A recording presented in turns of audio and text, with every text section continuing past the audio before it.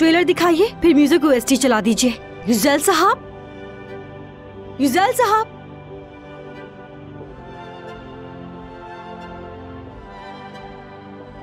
युजैल साहब, मुझे अकेला छोड़ दो।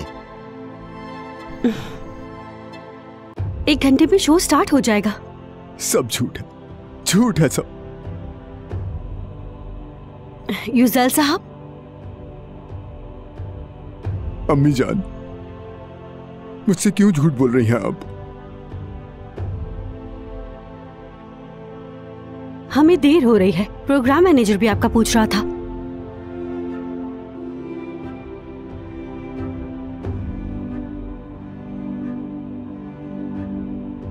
अम्मी जान, अम्मी जान,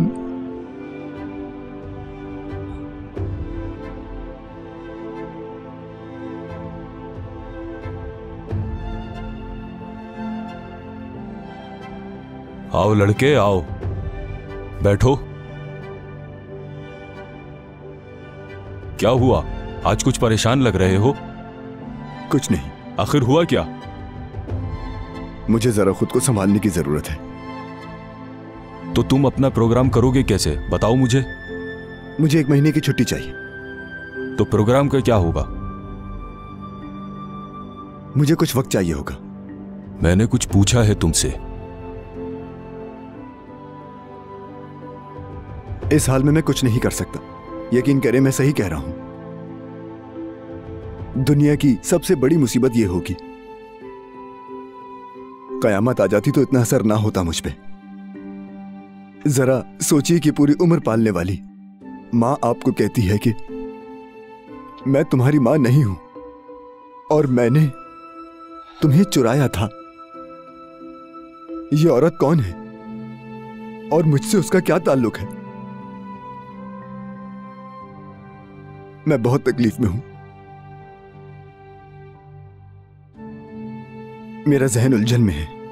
मैं थक चुका हूं। मुझे नहीं पता कि क्या करूं। इस हाल में प्रोग्राम नहीं कर सकता, नामुमकिन है। देखो लड़के, तुम्हें दिया गया मौका मैंने किसी और को नहीं दिया। जज्बात से जिंदगी चलाओगे तो हमेशा नाकाम ही रहोगे।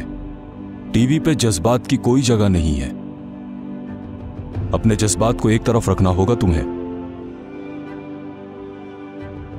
अगर ऐसा हो भी गया तो क्या हुआ? तुम जिसको अपनी मां समझते हो वही तुम्हारी असली मां है। इन बातों से तुम अपना जहन मत उलझाओ। इस मामले को इतना मत सोचो। यह तुम्हारे लिए एक बहुत ही अच्छा मौका है। अब तक का सबसे बड़ा प्रोग्राम है यह तुम्हारे लिए। जरा सोच समझ के फैसला करो। प्रोग्राम की रेटिंग कम है। अपने इस मामले को प्रोग्राम के लिए इस्तेमाल करो। लोग पसंद करते हैं ये सब। उस औरत को ले आओ ताकि वो आकर अपनी कहानी सुनाए सबको। तुम दिखावे के तौर पे गले मिल लेना, फिर रेटिंग देखना। इतना तो तुम कर ही सकते हो टीवी पे काम करने के लिए।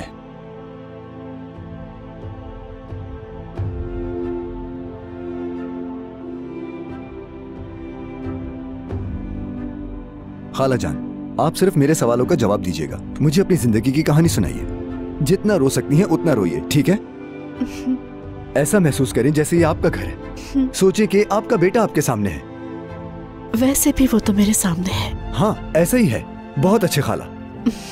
हम तैयार हैं, शुरू करते हैं। हम शुरू करने लगे हैं। 3, 2, 1 एक्शन। अस्सलाम वालेकुम नाजरीन। प्रोग्राम जिंदगी की नब्ज आपके प्यार और तवज्जो के साथ जारी है। आज आपके लिए खास मेहमान है हमारे पास। आप हैरान होंगे क्योंकि मैं भी पिछले कुछ दिनों से इसी एहसास में मुब्तला हुआ हुआ हूँ। ये औरत अपने गुमशुदा बच्चे की तलाश में है। 25 साल कबल अपने खोए हुए बेटे की मुतलाशी है। इसने अपने बच्चे का नाम एथम रखा था। बाकी की कहानी आपसे सुनते हैं। मेरे शौहर के कुछ दुश्मन थे। उन्होंने उसे मार दिया। मुझे पता ही नहीं चला ये दुश्मनी कब और किस तरह से हो गई। उन्होंने मेरे शौहर को मार दिया। वो मुझे और मेरे बच्चे को भी मारना चाहते थे। मैं भाग गई और वो लोग मेरे पीछे आ गए। कुछ समझ नहीं आ रहा था आखिर बच्चे को कहाँ छुपाऊं मैं। सामने कुछ झाड़ियां नजर आई मुझे। मैंने सूखे पत्तों के अंदर अपने बच्चे को छुपा दिया। मैं डर रही थी कहीं वो मेरे बच्चे को जान से न मार दे। उन्होंने मुझे पकड़ लिया, मुझे मार के रस्सी से दरख्त पे लटका दिया। इतने में वहां से एक चरवाहा गुजरा, उसने मुझे दरख्त से उतारा और जान बचाई।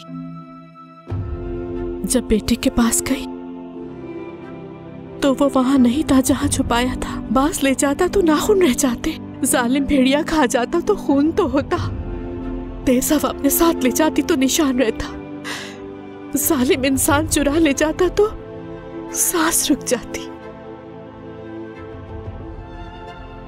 और अब आप ये दावा कर रही हैं कि मैं आपका बेटा हूं, ऐसा ही है ना? रब्बे कायनात किसी भी राज पे पर्दा नहीं रखता, कोई भी हसरत अधूरी नहीं रहती। मुझे 25 साल बाद अपने गुमशुदा बेटे से मिला दिया। यानी आपका गुमशुदा बेटा मैं हूं? जिस औरत ने तुम्हें पाला है उसने मुझे सब बता दिया। तुम ही मेरे ऐथम हो बेटा, मेरे खोए हुए बच्चे। आप कोई खेल तो नहीं खेल रही? क्या कह रहे हो मेरे बेटे? तुम ऐथम हो, मेरी जान हो। बेटा, जैसे हिरन अपने बच्चे को आंखों से पहचानती है, जैसे जमीन पे गिरने वाली बारिश समंदर को पहचानती है, जैसे बाहर में खिलने वाली कली को। मजीद वीडियोस देखने के लिए आप हमारे चैनल को सब्सक्राइब कर सकते हैं और सबसे पहले वीडियोस देखने के लिए नोटिफिकेशन ऑन कर लें।